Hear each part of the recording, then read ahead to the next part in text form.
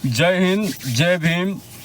मैं अपने भारतीय मूल के सभी भारतीयों से आज मेरा एक अनपढ़ गंवार अंधभक्त, लोग हमको अंधभक्त कहते हैं, अब क्यों कहते हैं वो बताते तो नहीं हैं।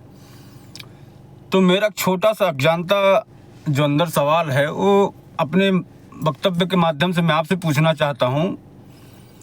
आज 2024 के चुनाव के बाद उसके 2-4 महीने के पहले से बहुत सारे अम्बेडकरवादी पैदा हो गए अथा यहाँ तक कि मौलाना मौलवी भी संविधान करते हैं। जो मौलाना मौलवी बाबा साहब के संविधान को मानने से मना करते हैं, लेकिन वही मौलाना मौलवी डिबेट में कहीं वो भी संविधान की कॉपी लेकर घूम रहे हैं।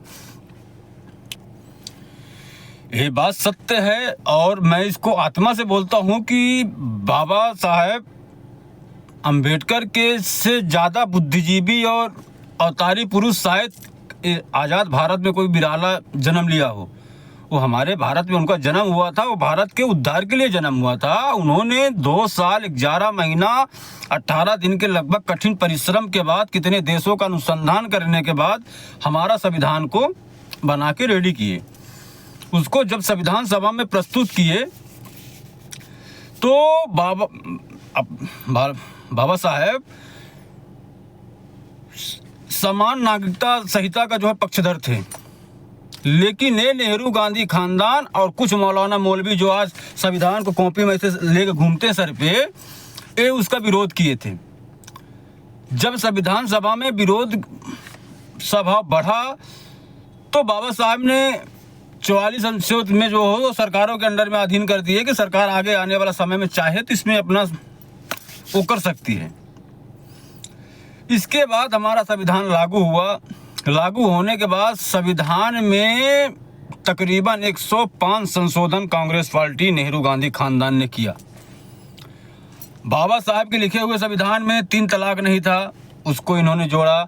बाबा साहब अम्बेडकर के संविधान में मुस्लिम पर्सनल लॉ बोर्ड नहीं था, इंदिरा गांधी ने उसको जोड़ा। बाबा साहब अम्बेडकर के संविधान में वक्फ बोर्ड नहीं था, उसको इन्होंने जोड़ा। बाबा साहब अम्बेडकर के संविधान में किसी एक समान सबको अधिकार और सबके लिए वो बराबर दिया था, लेकिन उसको ये लोग ने वोट बैंक के लिए अलग अलग किया।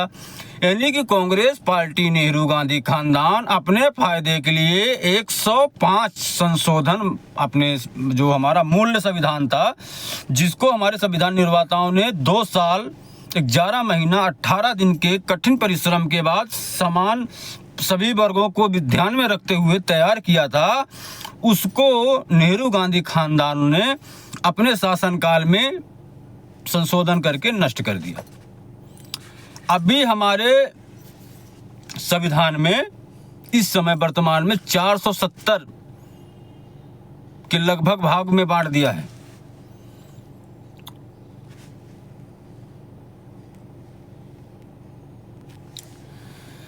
जब बाबा साहब ने यूसीसी के बारे में बोला था तो बाबा साहब ने खुद बोला था, समान नागरिक संहिता परस्पर विरोधी विचारधारा वाले कानूनों के प्रति असमान निष्ठाओं को दूर करके राष्ट्रीय एकता को के उद्देश्य में मदद करेगी। ये बाबा साहब अम्बेडकर का लिखा हुआ उसमें है, ये मेरा अंधभक्त का नहीं है, ये आरएसएस बीजेपी वालों का नहीं है।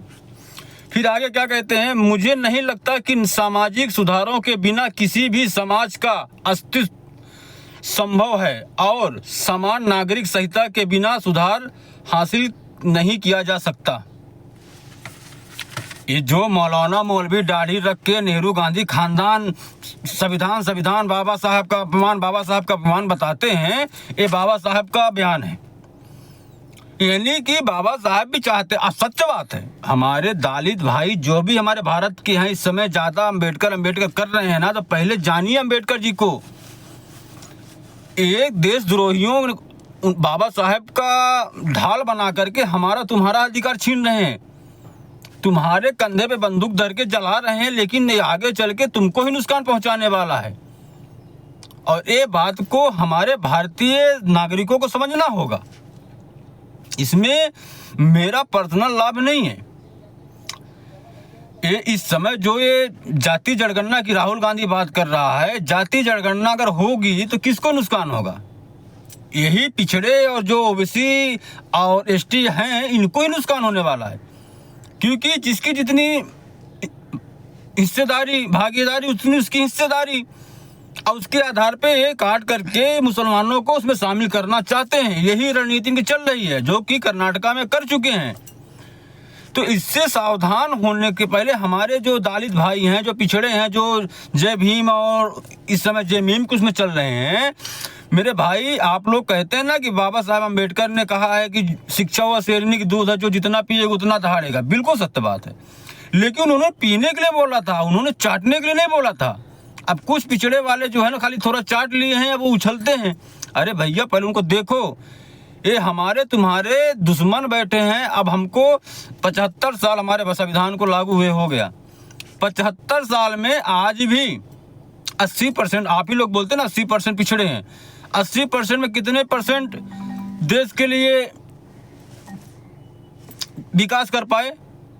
मुश्किल 10% ही जिनको आरक्षण का लाभ मिल गया, बस उन्हीं के खानदान में IAS PCS डॉक्टर IAS सब बन रहे हैं, मंत्री मिनिस्टर।